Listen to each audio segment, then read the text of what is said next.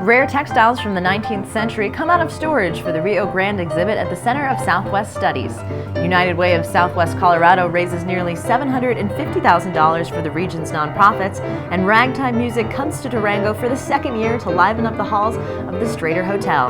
I'm Ashley Dixon. These stories and more on this edition of Inside Durango News. You're watching Inside Durango News, your source for information about Southwest Colorado. Brought to you by Oxford Asset Management, inspiring confidence, growing dreams. Oxford Asset Management.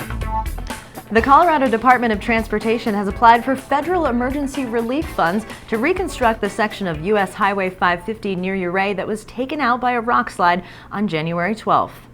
Earlier this month, Governor John Hickenlooper signed an executive order declaring the rock slide an emergency disaster to secure $2.3 million in federal funding for rock removal and repairs along the section of highway just a few miles south of Ouray on Red Mountain Pass.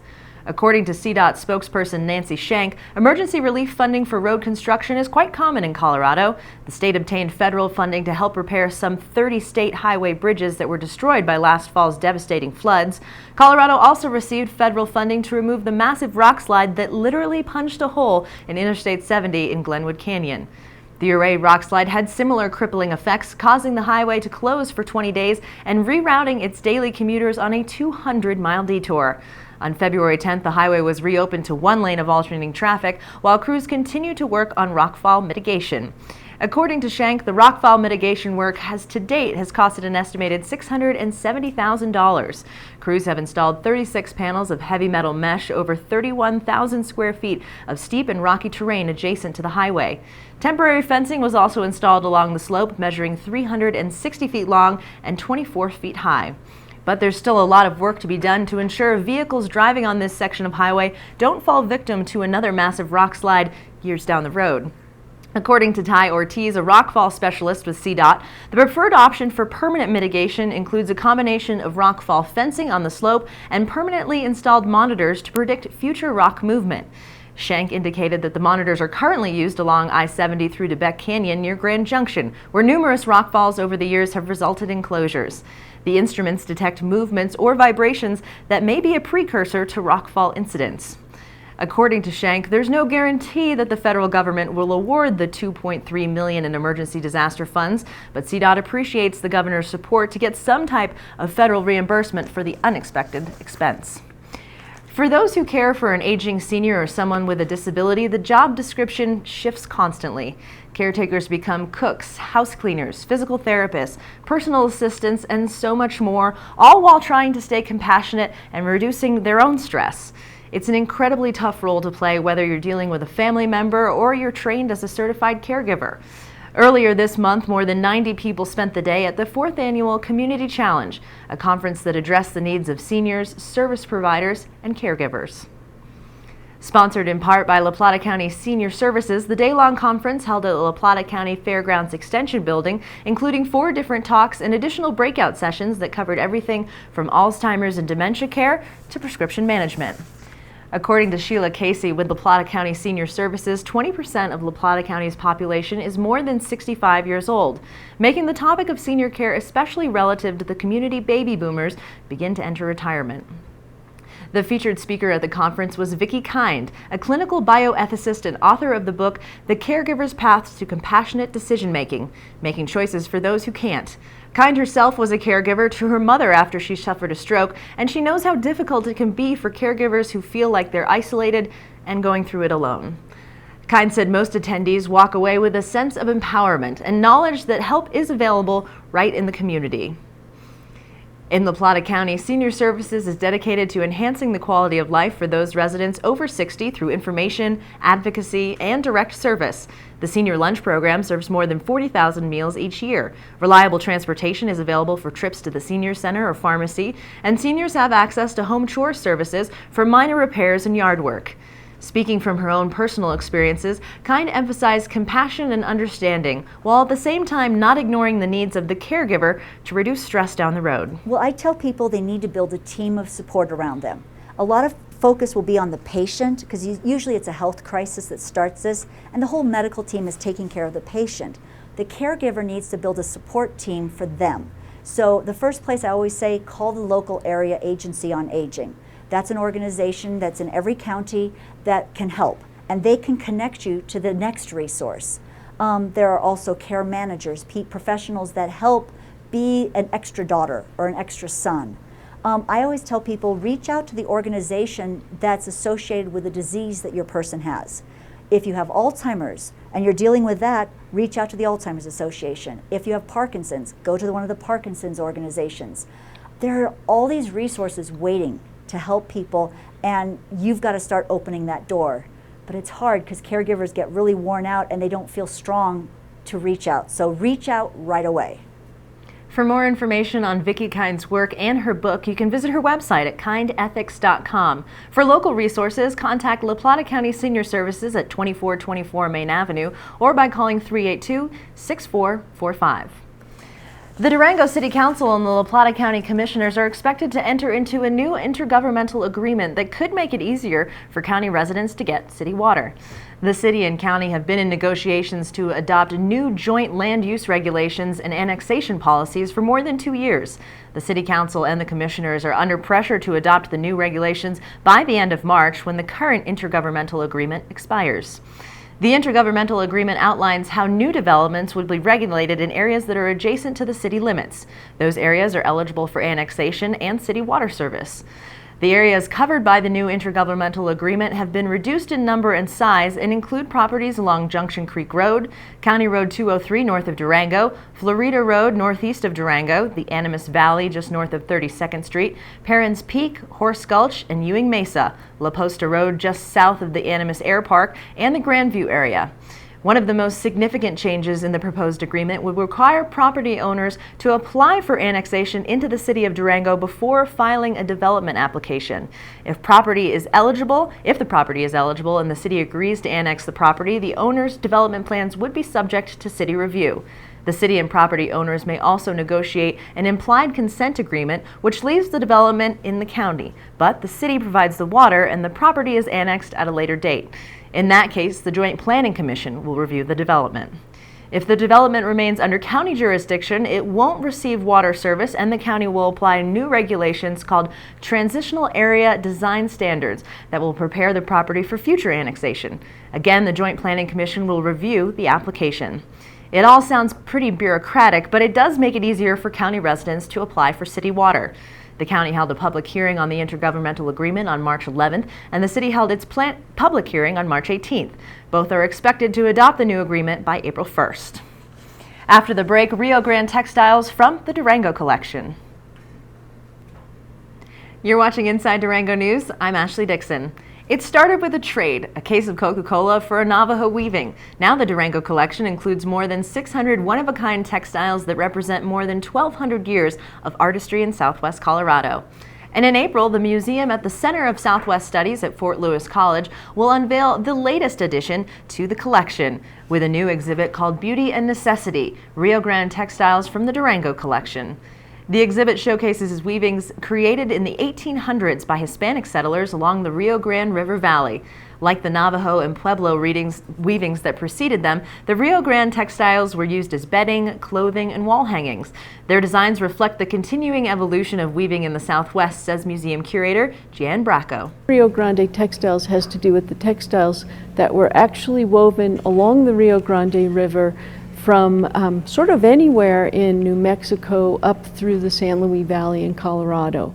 And it's a Hispanic production, so the Spanish brought with them the treadle loom, and it's the treadle loom that's used to weave these textiles. For the Center of Southwest Studies, it's a very important collection for us because this represents one aspect of weaving in the Southwest. Our Durango collection is a comprehensive collection of now over 600 textiles. And we have Navajo textiles, textiles made by Puebloan people. We have some early Incan textiles. We have some that were made as early as 800. So it's really a wonderful collection. Although it divides up into different cultures and different stories, sometimes what we try to show in the collection is the cross-cultural aspects. And you can't show any of the textiles without talking about those cross-cultural textiles, because the Spanish brought the sheep, the ancestral Puebloans grew the cotton. The weaving traditions come to us both from the Puebloan people, the Hispanic people, and the Navajo people.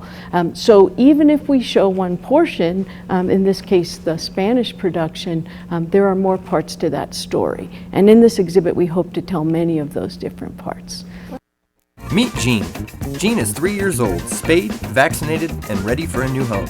She is only $49 to adopt. She's a bit shy at first, but give her a scratch behind the ear or under the chin and you'll have a friend for life. Blanco is a neutered male 9 years old and very sweet, $10 to adopt. BC is a neutered male 6 years old and independent, $49 to adopt, or $10 if he goes with Blanco. Adopt these animals and more at the La Plata County Humane Society. A Durango merchant, Jackson Clark Sr., obtained the first textile in the Durango collection in 1957 when he traded a case of Coca-Cola for a Navajo weaving. Over the years, he and Totalina Trading Post owner Mark Winter amassed an impressive collection of weavings that included textiles dating from 800 AD to the present. Richard and Marilyn Ballantyne purchased the original collection and, with Winter, donated the textile to the Center of Southwest Studies. An endowment allows the center to purchase additional weavings and to exhibit them at the Fort Lewis College Museum and other locations across the country. One exhibit of selected textiles is now on display at the internationally renowned Wheelwright Museum in Santa Fe. The Rio Grande exhibit includes weavings that were purchased from a Midwest collector and were added to the collection in 2010. Braco and her team of archaeologists, volunteers, and student interns are preparing an exhibit that not only displays the textiles, but offers the context in which the Hispanic settlers of the Rio Grande River Valley wove and used the weavings.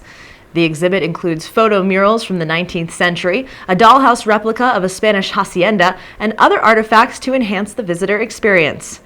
Braco said the exhibit will take 4 weeks to install. An opening reception will be held at 5 p.m. on Thursday, April 10th. Mark Winter will present a brief presentation on the Durango collection. For more information, visit the center's website at swcenter.fortlewis.edu. With an army of more than 200 volunteers, it's no wonder the United Way of Southwest Colorado is close to its fundraising goal of $757,000. A big number for an even bigger cause. United Way supports 43 nonprofits in La Plata, Montezuma, San Juan, Archuleta, and Dolores counties. 27 are in La Plata County. Lynn Urban, president and CEO of United Way of Southwest Colorado, said the organization is close to reaching its goal this year. Well, so far we think we're getting close to about 700,000. We're hoping to keep getting some more pledges in. It can continue through June, but we are starting to get to the point where we're wrapping up the campaign. The money raised comes primarily from individual donations that range from 25 cents to several thousands of dollars, with 20% going towards administrative costs. The Southwest Colorado organization has raised funds for local nonprofits for 42 years with the help from an army of volunteers. We have over 250 volunteers throughout the year, and then all of our partner organizations, those that receive our funding, also have hundreds of volunteers. So there's lots of opportunities that people can get involved with. For more information, visit unitedway-swco.org. You may recognize the music from The Sting, the Academy Award-winning movie featuring Robert Redford and Paul Newman. Now the musical score comes to life with the second annual Ragtime Festival up next. You're watching Inside Durango News. I'm Ashley Dixon. The music evokes memories of the old piano player in a Wild West saloon. It's ragtime music, and the Strater Hotel was filled with the syncopated rhythms of the 19th century earlier this month during the second annual Durango Ragtime Music Festival. Then stay tuned with a visit with Ann Butler and Bud Poe, co-authors of A History About Trail Canyon Ranch.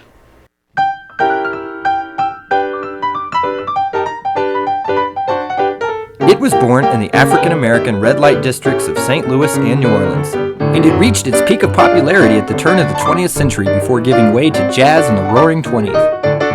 Now, the Strater Hotel hopes to revive the status of ragtime music as an art form with the Durango Ragtime Music Festival. More than 275 aficionados attended workshops and lectures, watched classic Buster Keaton films with live piano accompaniment, and heard a wide variety of ragtime performances during the festival's second annual stint at the Strater. The impressive Ragtime Festival schedule was organized by Adam Swanson, a Fort Lewis College student who plays ragtime piano for the Strater's Diamond Bell. Most of the performers he recruited were musicians that he'd met at other ragtime music conferences around the country. His biggest coup? Bob Seeley, one of the world's foremost boogie-woogie piano players who regularly performs in Europe, where ragtime music is enjoying a revival. Seeley opened the festival with a lecture on the history of the genre and its syncopated relationship to boogie-woogie and jazz. Well, Adam Swanson, I met him at a boogie-woogie festival in Cincinnati when he was 13, and I got him up on the stage. There was a huge audience, and I said, Adam, what will you play? And he said, I'll play the Charleston Rag by U.B. Blake. Now, I tell you, I used to play that, and that was tough to play. If you didn't play it every night and twice on Sundays, maybe you wouldn't have it there, you know. He played it off like nothing. And that taught me the last time I get anyone up on stage like that. The music festival not only was a celebration of the kind of music that was popular when Durango was founded, it also is a bit of an economic driver too. Strater Hotel manager Michelle Tom said more than 40% of the Ragtime fans who attend the second annual event were from out of town. For more information about the 2014 festival, visit DurangoRagtimeFestival.com. And now I won't be able to get that music out of my head for the rest of the day. Today in our studio we have Ann Butler and Bud Poe. They're the authors of Trail Canyon Ranch, a history about a very important place in southwest Colorado. Ann and Bud will be the featured speakers at the annual American Association of University Women's Authors Luncheon on March 22nd at Fort Lewis College. Thank you so much for joining us. You're welcome. So the secondary title of the book is called 6 Miles Long, 10,000 Years Deep. So this is the book. I'm so excited because this is a new topic for me, so I'm hungry to learn as much about this as I possibly can. So how did the book come about? Well, it evolved over a period of years, actually, because when we started acquiring the property there, I came across many individuals who had history associated with that property, including one fellow who was born in a homestead house there, 1934. And he grew up in that house. He was born prematurely. He grew up in that environment in 1934 without any utilities in the backwoods, so to speak. I was born in 1934 in Detroit. Mm-hmm. A whole different world. That was one aspect.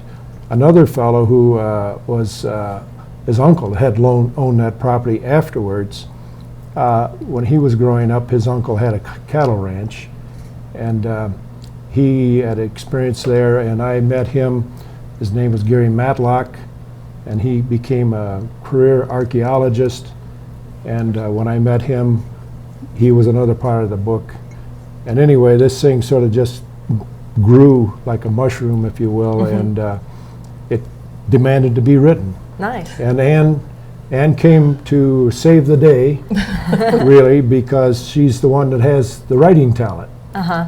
And so it was a merger of actually 5 people. We're called the Quirky Quintet. The Quirky Quintet, Yeah. I like that. And Ann was the quirky one. Yeah. Well, I will own that term, absolutely. And for me, it was very interesting because I was born in Cortez, mm-hmm. although I grew up in Durango. So it was a chance to learn about Montezuma County, which was really interesting. And we found that Trail Canyon is kind of a microcosm of the West, that almost every wave of humanity that came through the West had a presence in Trail Canyon. It's amazing. Yeah. It's one of my ways of looking at it or thinking about it is really a time capsule. Yeah.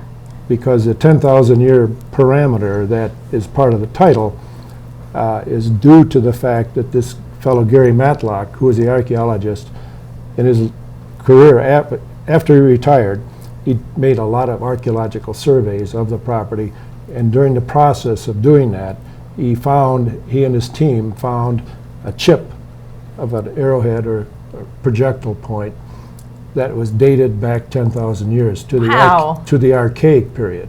Wow. Now that chip is now in the Fort Lewis archives.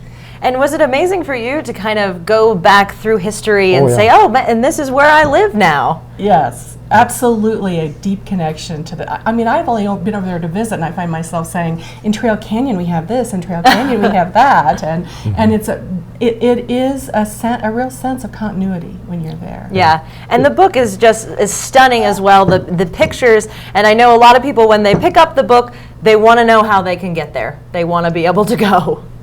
Well, that is a challenge because it is private property.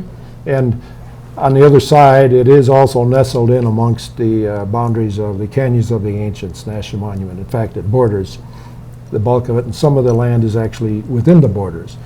So if you want to get close anyway, you can go visit the Canyons of the Ancients, which is all mapped and available for the public. Well, and I think the closest way to get is to pick up the book as well. There you go.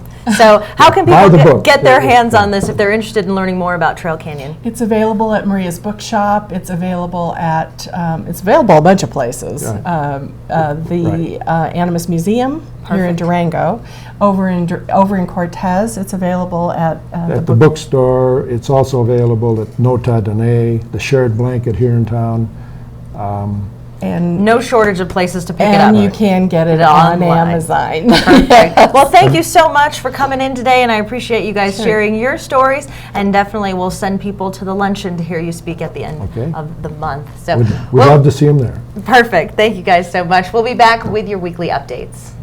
Meet Dan and his dog Bongo. They started their own dog biscuit company, but Dan wanted more. So Dan worked with Fast Signs. They created a plan to attract more customers, get more business, wag more tails. Still, Dan wanted more, and Fast Signs provided more. Fast Signs help with digital displays, mobile marketing, merchandising, fleet graphics, and more. Now Dan has more sales, more locations, more of the good life. And more is exactly what Fast Signs delivers. More than fast, more than signs, more than 530 locations worldwide. Welcome back to Inside Durango News. I'm Ashley Dixon. Here are your weekly updates. Where there's smoke, there's fire. The San Juan National Forest will conduct prescribed burns in the Salls Creek area about 3 miles southeast of Bayfield starting Monday, March 24th and continuing through Wednesday, April 2nd. For more information, contact the Columbine District at 884-2512. Music in the Mountains will begin its 2014 festival season with a kickoff martini party at 5:30 on Sunday, March 23rd at the Toatin Gallery. The festival will unveil this year's poster art and will auction off the top 10 paintings. Tickets are $50 a person and are available at musicinthemountains.com. Spring break for both Durango and Fort Lewis College will begin March 24th through March 28th. Enjoy the quiet and the extra parking. An opening reception for the next exhibit at the Durango Art Center will be from 5 to 7 p.m. on Friday, March 28th at the Durango Art Center. The exhibit featuring Spanish colonial art will include artifacts from the Center of Southwest Studies. In addition, a marketplace with New Mexican artisans will be held April 4th and 5th. Visit durangoarts.com for more information. Employees from the Durango City Manager's Office will talk about their roles and the services their departments provide the community as part of the city's What Do We Do lecture series. The presentation will be from 6:30 to 8 p.m. on Monday, March 24th at the Durango Public Library. Log on to durangopubliclibrary.org for a schedule. A local reception to honor the late Morley Ballantyne, who will be inducted into the Colorado Women's Hall of Fame on March 20th, will be held on Monday, March 31st from 5 to 7 p.m. at the Rochester Hotel. The event is part of Women's History Month and is sponsored by the Women's Resource Center. Log on to wrcdurango.com for more information. Fort Lewis College philosophy professor Dougald Owen will present the lecture In Search of Reasons for Belief. Is Knowledge Even Possible? His presentation will explore the nature of faith starting at 7 p.m. on Thursday, April 3rd in 130 Noble Hall at Fort Lewis College. His lecture is part of the college's lifelong learning series. You can visit fortlewis.edu for more information. That's it for this week's Community Updates. The Community Calendar is brought to you by what'shappeningdurango.com. Post your free event today and join the one-stop, easy-to-use events calendar for Durango. I'm Ashley Dixon. Thanks for watching Inside Durango News, and remember, keep watching. You'll like what you see.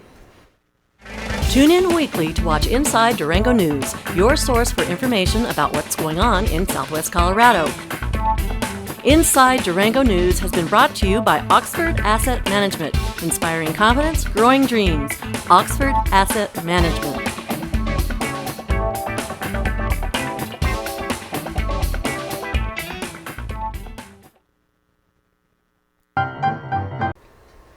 Welcome back to Inside Durango News. I'm Ashley Dixon. Here are your weekly updates. Where there's smoke, there's fire. The San Juan National Forest will conduct prescribed burns in the Salls Creek area, about 3 miles southeast of Bayfield, starting Monday, March 24th, and continuing through Wednesday, April 2nd.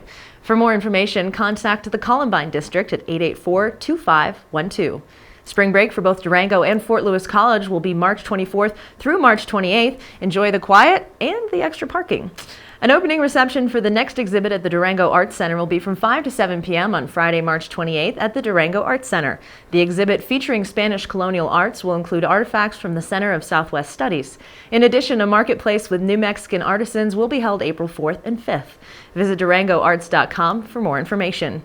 Employees from the Durango City Manager's Office will talk about their roles and the services their department provides for the community as part of the city's What Do We Do lecture series. The presentation will be from 6:30 to 8 p.m. on Monday, March 24th at the Durango Public Library. You can log on to durangopubliclibrary.org for a full schedule. A local reception to honor the late Morley Ballantyne, who will be inducted into the Colorado Women's Hall of Fame on March 20th, will be held on Monday, March 31st from 5 to 7 p.m. at the Rochester Hotel. The event is part of Women's History Month and is sponsored by the Women's Resource Center. Log on to wrcdurango.com for more information. Fort Lewis College philosophy professor Dougald Owens will present the lecture In Search of Reasons for Belief. Is Knowledge Even Possible? His presentation will explore the nature of faith starting at 7 p.m. on Thursday, April 3rd in 130 Noble Hall at Fort Lewis College. His lecture is part of the college's Lifelong Learning Series. You can visit fortlewis.edu for more information. Registration for preschool and kindergarten students who will attend Durango School District 9R in fall 2014 will start on Wednesday, April 2nd at Animas Valley Elementary School and will wrap up on Tuesday, April 15th at Needham. Check the district's website for dates for the remaining elementary schools at durangoschools.org. That's it for this week's community updates. The community calendar is brought to you by what'shappeningdurango.com. Post your free event today and join the one-stop, easy-to-use events calendar for Durango. I'm Ashley Dixon. Thanks for watching Inside Durango News, and remember, keep watching. You'll like what you see. Tune in weekly to watch Inside Durango News, your source for information about what's going on in Southwest Colorado. Inside Durango News has been brought to you by Oxford Asset Management, inspiring confidence, growing dreams. Oxford Asset Management.